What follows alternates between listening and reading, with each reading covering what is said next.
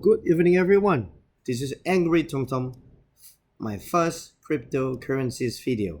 Today, I will be explaining for all you millennial or new people out there who are unaware of this phenomenon, cryptocurrencies. And the first cryptocurrency is Bitcoin. I'm sure you know by now that it's pretty popular. I'm not a financial advisor. This video is intended for education and entertainment purposes. But first, I will explain according to my own experiences in the easiest way to understand. I might divide this video into like two sections. First, I will explain about why should we consider investing in cryptocurrencies or bitcoins, and more importantly, why was Bitcoin invented along with other cryptos. So I will explain a little bit about the history of money and I will start with what is crypto itself. Crypto is a digital asset or virtual currency designed to work as a medium of exchange that uses a strong cryptography or secret code, like it's some kind of an encryption, to secure financial transaction, to creation of additional currency or rules, and verification of that transaction. So it's really simple. That's what crypto is. And most of them are decentralized. It's contrary to belief that you don't have to use a central bank like our economy. We need a bank. We need a bank to do a transaction, but with Bitcoin and any other crypto, you don't really need it, because why? And so there are like two technologies that is being used for the crypto is cryptography in the form of a barcode that can be translated into a number and alphabet. I'll show you what I mean. So this one is the barcode. It could be translated into this alphabet, as you can see. It's just really simple. It's just like our barcode that we have. And there's other technology called a blockchain. It's not blockchain.com. It's blockchain. I mean, don't be worrying about the jargon or the meaning. It's just a way of recording all of the transaction into a ledger, into a book, a big book. So everything is recorded, and everyone can see. I mean, for the Bitcoin, yes. It's just everyone can see, so you don't have to have a proof of transaction. You can see it online. So why? I will explain more about how to store it, like in the next video. First, I want to make sure you understand the fundamental why. So who created the first man created was that created this was called Satoshi Nakamoto. It's not a real name. It's not a real name, but but this guy, I don't know. He doesn't want to be out there so that people can find him and maybe kill him. I mean, if you make a lot of money, why would you want to tell your name? And I will show you the charts. I mean, I will tell you the Bitcoin is only finite amount of supply. It's only like 21 million. See, there's a supply limit of 21 million. And it can be divided into 8 decimals. So 0.0000 and until like 8 times. So that's like, so you don't have, if you want to buy Bitcoin, you don't have to buy it like like one full amount. So let's say your Bitcoin right now is around, what is it, almost 4,000. You don't have to buy 4,000. You can just invest as little as like $5, and you're good to go. So when you see this price, are you wondering how the hell this price can go up, go back down, and then go up again? So why was it created? What is the underlying? What's the motive? Why suddenly someone make it? I mean, it can be explained the same thing. Who created our money? Who print our money? Who owned the money making machine? I mean, I mean, school is not gonna teach you all this. Why our goods or commodity, whatever things that we buy, is always going up? Why the human cost is always going up every year? Our salary, you know. The answer is the central bank are the one. Central bank is the one responsible for all of it, you know. In the U.S., it's called Federal Reserve. In the U.S., it's called Federal Reserve. So I'll show you. This is how it looks, and sorry, and I'll tell you who's the owner. See, it's not really clear. We can read it here. Federal Reserve are independent, privately owned, and locally controlled corporation. It has its own rules, you know. And who owns it? I think it's most of them are really very powerful people like J.B. Morgan and maybe Rockefeller, and it could be also a Rothschild. So you can find an article. See, J.B. Morgan, yada yada yada. They already make like a conspiration like how to make more money. So if I go to Indonesia, I'm from Indonesia. It says like over here too. You can read it that they are independent. So see, they are independent. You will see this keyword even though it's not written in English. It's like separate from the government. They can make their money. They're not gonna be subject to a the government law. And this is the Bank Indonesia. You can go to the wiki, Google it yourself, and it's not belong to the government. It's independent. So do you just know, or do you know it already when you were a kid? Like no one is teaching you, no one is telling you, and not every country has a central bank. So uh, we can Google it here. Countries with no central bank. Um,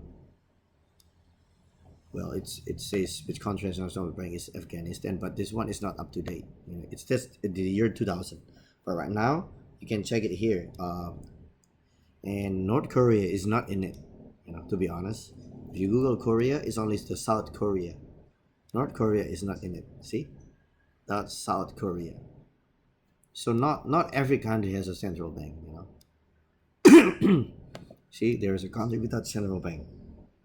Monaco, Andorra, and many other here, like all these small countries. So next, um, and so in USA we call it the Fed or the Federal Reserve,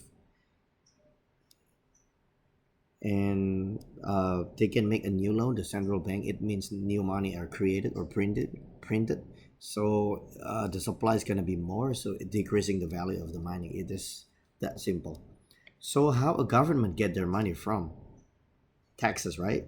Okay, so what happened when the government need more money? Let's say they have a deficit. They created a bond, like a paper that indicating that they need funds, just like a company which is publicly sold. If they need money, they can issue a bond or issue a stocks, and investor will buy it. Same thing with the government. So what are the underlying? The company might have the underlying. Let's say they have a physical asset, but the government is backed by the faith, by the trust. See, if you see a dollar bill, you will say, "In God we trust," right? So if you don't believe me, I'll show you a dollar bill.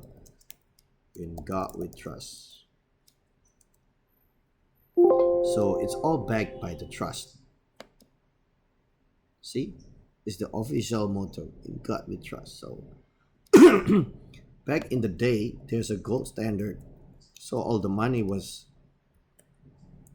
um, was backed by a physical asset.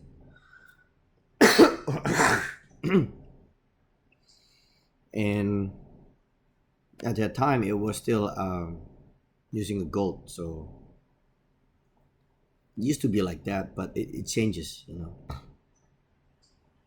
Well, so our government bond risk free? Do we have a risk if we buy a government bond since it cannot go bankrupt? That's what everyone says. Can you answer the questions? Well, in theory, yes, but in fact, not always. If you don't believe me, there's a Russian financial crisis that hit the Russia in August 17, 1998. It resulted in the government and the Russian central bank devalued its own currency ruble and defaulting on its debt. So by the end of August, whoever invests in the Russian bond, they go bankrupt. One of the company which is popular is called LTCM, long-term capital management. They invest a lot in the Russian crisis, so they lost like, I don't know, billion of dollars, and they have to get bailed out by the central bank. See, US Fed, not US government. You have to understand when you read something. See, this is a hedge fund. Hedge fund makes money by looking for undervalued asset, and then they make a lot of money compared to a regular investment. See, this is how it looks. LTCM demise were shown before the Russian default of 17 August. See, and they lost a lot of money. And this is just the performance of the LTCM. Yes, it goes above the Dow Jones or the US bonds, but eventually it went bankrupt. So and you can still Google more. See, it's all the Russian, even though it's a country, it still can go bankrupt. You know, there are a politics and economy. You know, that's why don't trust 100% that it will not go bankrupt. Someday maybe it can. So see, I'm not lying. I mean, you can see everything here. It's clearly stated that central bank and government are, you know, it's not like, it's like a separate entity. It's private, you know, and only powerful people have their stocks in it, or maybe just a private individuals basically. And we're gonna go back to the Bitcoin. I think it's enough for you to understand. I will give all the link below in my description, so you don't have to worry. You can read it all day. Just wanna make sure you understand the fundamentals. So it's not a coincidence that you know, it's created in the 2009 after the stock market disaster, right? And the price of oil. See, I mean, it start moving around here, you know, when it's trading around $1, and 2013 it start moving up. Now you wish you were here and invested. So if I show you a Dow Jones, let me open it. It's pretty heavy. Dow Jones. You can check it yourself. You go to the max, right? See, there's like a financial crash, as you can see around here. We go up until like 14K. I believe I see 14K somewhere. See, you just track it carefully. I went all the way down to like, you know, 7,000 if you scroll it carefully. I don't know. I don't know. My hand is inaccurate. You can Google it yourself. It went all the way to 7,000, and along with the price of oil price. So it's not a coincidence, you know. 2009, when the market crashes, everything crashes too, especially the financial stocks. See, it went down in 2008. So because of all this, because of the supply and low supply, high demand, and a weak dollar value, Dow Jones also dropped. So basically, all I want to say is Bitcoin is the first cryptocurrency is created after the financial crisis of 2008.